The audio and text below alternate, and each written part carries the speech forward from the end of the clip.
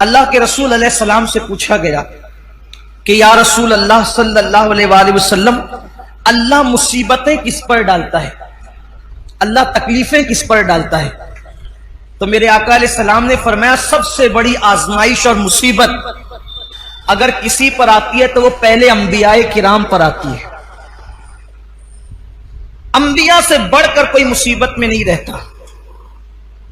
ہم لوگ کسی پر مصیبت دیکھتے ہیں تو بولتے ہیں او یہ تو اس کو کیے کہ سزا مل رہی۔ اگر کسی کو کوڑ ہو جائے، کوئی کوڑی ہو جائے، کوڑ، کسی کو جزام ہو جائے، کوئی نابینا ہو جائے، اندھا ہو جائے، تو لوگ اس کے بارے میں مذہبی محفلوں میں بھی ڈسکس کرتے ہیں کہ اس کو اس کے کیے کی سزا مل رہی ہے۔ اللہ سے معافی مانگو نہ کہا کرو۔ اس کی وجہ یہ ہے اگر وہ مومن ہے اور کوڑی ہو گیا، جزامی ہو گیا، ہے مسلمان، تو اللہ تبارک و تعالیٰ ان لوگوں کو اس وقت جنت میں داخل فرمائے گا۔ ابھی تک لوگ قبروں سے کچھ اٹھے ہوں گے، کچھ اٹھنے والے ہوں گے، اس سے پہلے اللہ ان کو جنت میں داخل فرمائے گا۔ میں ابھی حدیث پڑھوں گا اس پر آپ کے سامنے۔ اس لیے کسی مسلمان کی تکلیف پر کوئی ڈسکس نہ کیا کریں، کسی مسلمان کی مصیبت پر کوئی، کچھ لوگ نابینا ہونے پر بھی کہ کوئی اندھا ہو گیا، اچھا تھا اندھا ہو گیا، اس پر مذاق اڑاتے ہیں۔ مذہبی حلقوں میں باضابطہ اسٹیجوں پر مذاق اڑایا گیا ان بزرگوں کا جن کو آخری عمر میں لمبی عمر ہونے کی وجہ سے یا ضعف ہونے کی وجہ سے آنکھوں کی بینائی چلی گئی تھی، کیا کیا ان کو نام دیے گئے۔ حالانکہ لوگ یہ بھول گئے کہ حبر الامہ، رئیس المفسرین سیدنا عبداللہ ابن عباس رضی اللہ تعالیٰ عنہ بھی آخری عمر میں نابینا ہو گئے تھے۔ لوگ کہتے ہیں اپنے کیے کی سزا بھگت رہے، میں کہتا ہوں ابن عباس نے کیا کیا تھا۔ حضرت جابر ابن عبداللہ انصاری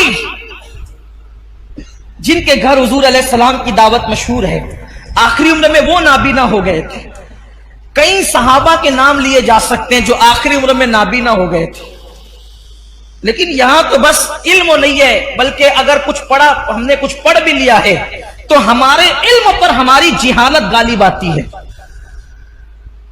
کسی بھی مسلمان اور مومن کو تکلیف میں دیکھو، ہم نے کوئی اس پر ڈسکس نہیں کرنا، بس یہ دعا کرنا اللہ اس کی مشکل آسان کر دے اور ہمیں اس مصیبت سے بچا لے۔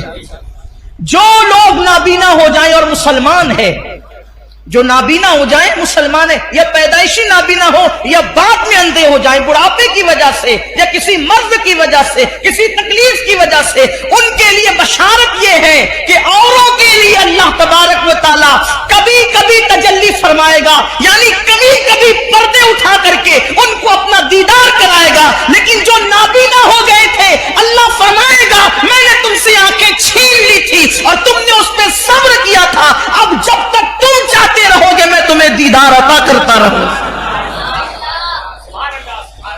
جب تک چاہتے رہو گے میں تمہیں دیدار عطا، مگر شرط یہ ہے کہ وہ صبر کریں۔ دیکھو مصیبت آئے تو صبر شرط ہے۔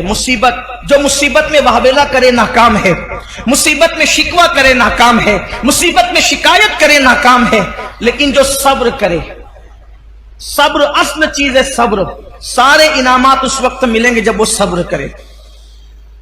آقا علیہ السلام نے فرمایا سب سے زیادہ مصیبت نبیوں پر آتی ہے، پھر جو نبیوں سے قریب ہوتے ہیں ان پر آتی ہے، پھر جو ان سے قریب ہوتے ہیں ان پر آتی ہے۔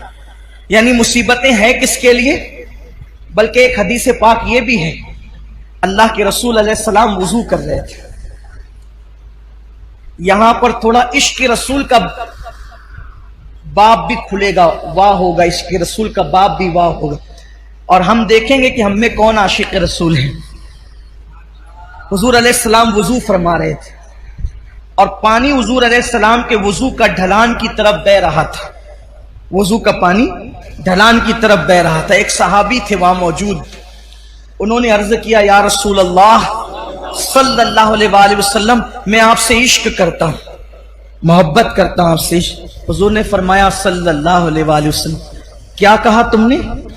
حضور میں آپ سے عشق کرتا ہوں۔ کریم آقا جس کے کان لالے کرامت ہے، دور و نزدیک کے سننے والے وہ کان لالے کرامت پہ لاکھوں سلام۔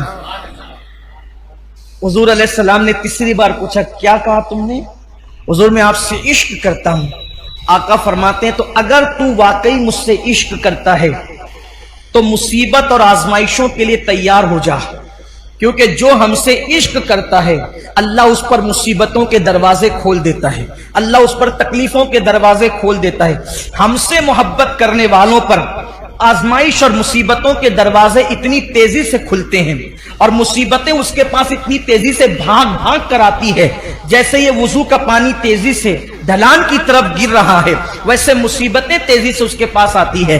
अब आप मुझे बताएं, जब हम आशिक ही बने हैं, जब हमने इश्क का दावा ही किया है, तो फिर हम मुसीबतों से घबराते क्यों हैं, हम बलाओं से घबराते क्यों हैं? इसलिए कि मुसीबतें तो आशिकों के लिए है, मुसीबतें तो महबूब से मोहब्बत करने वालों के लिए। आप देखें, जिसको हम मुश्किल कुशा कहते हैं, पूरी जिंदगी मुश्किल में गुजरी, जिसको इब्ने मुश्किल कुशा कहते हैं, ए दिल बगीर दामने सुल्तान औलिया यानी हुसैन इब्ने अली जाने औलिया, फिर उनकी मुसीबतें देख ले, फिर सैयदा ज़ैनब पाक की मुसीबतें देख ले, फिर जनाब गाजी अब्बास की मुसीबतें देख ले, फिर इसी तरीके से औनो मोहम्मद की मुसीबतें देख ले, फिर सैयदा सुकैना की मुसीबतें देख ले, इसी तरीके से जो है अल्लाह अकबर सैयदा बीबी पाक सैयदा फातिमतुज़ ज़हरा की, उनकी खुद की मुसीबतें देख ले। हमारे बुजुर्गों ने फरमाया, 40 रातें किसी पर ऐसे गुजर जाए, 40 रातें किसी पर ऐसे गुजर जाए कि उस पर कोई मुसीबत ना आए, वो अपने ईमान की खैर मनाए,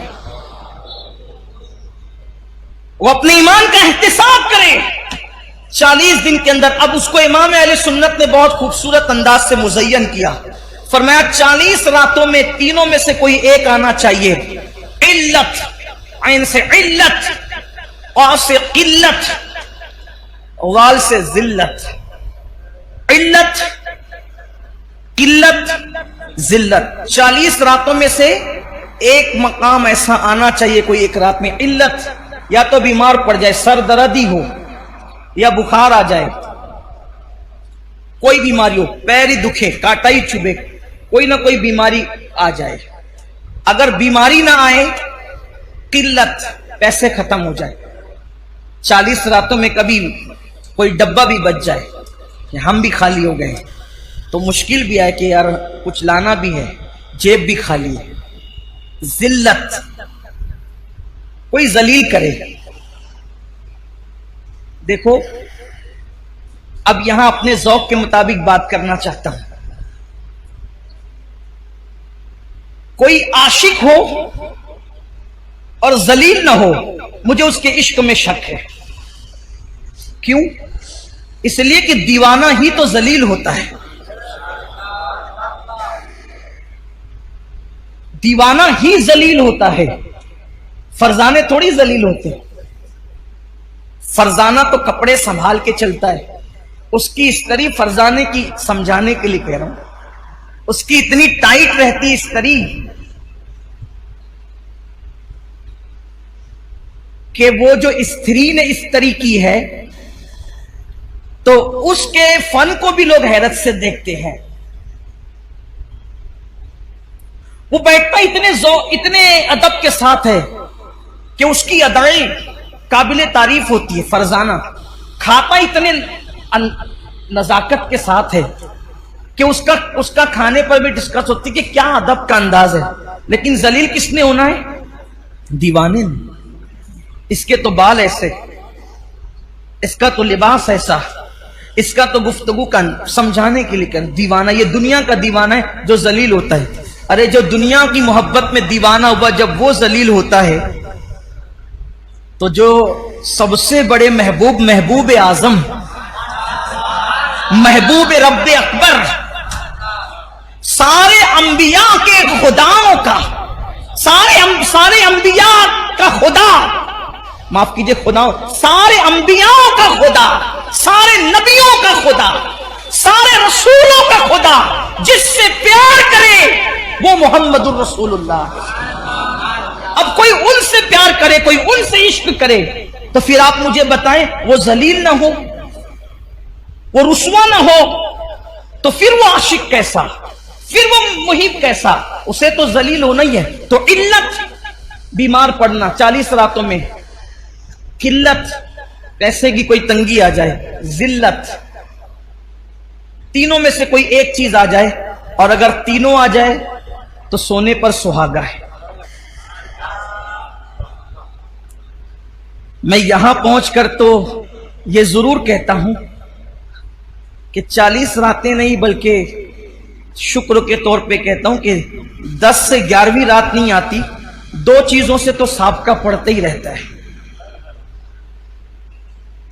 علت بھی ہو جاتی ہے، علت بھی ہو جاتی ہے، اور عالمی پیمانے پر فیس بک اور یوٹیوب پر اور واٹس ایپ پر کچھ ذلت بھی ہو جاتی ہے،